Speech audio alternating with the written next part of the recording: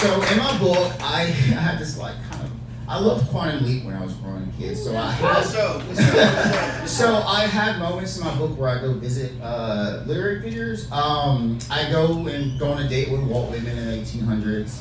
I save Abraham Lincoln in one of my stories and put myself in his place so I don't exist in the future. This one's about Betsy Ross making the American flag, and I go back and see her. So this is called Betsy Ross, the American Flag of Me. Aren't you proud to be in a country where a woman's creativity made one of the most empowering symbols in the world? The American flag. I am.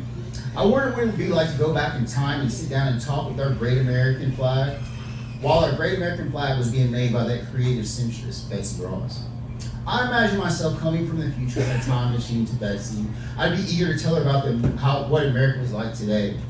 Then we would sit and talk about all those great lives that would die for the piece of fabric she was stitching together.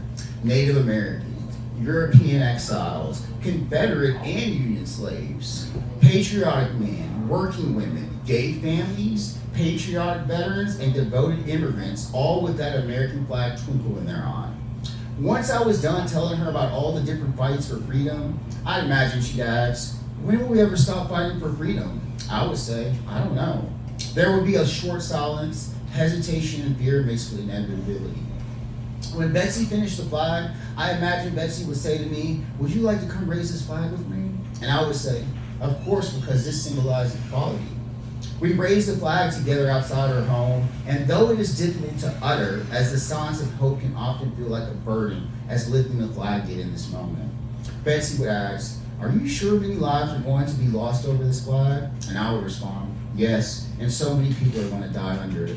We both sighed. Then as the wind blew, we would look up, still hoping that this flag would someday live up to its power. Today, I still believe in both the American flag and its creator, Betsy Ross, a woman, a standard of freedom that we're still waiting to live up to.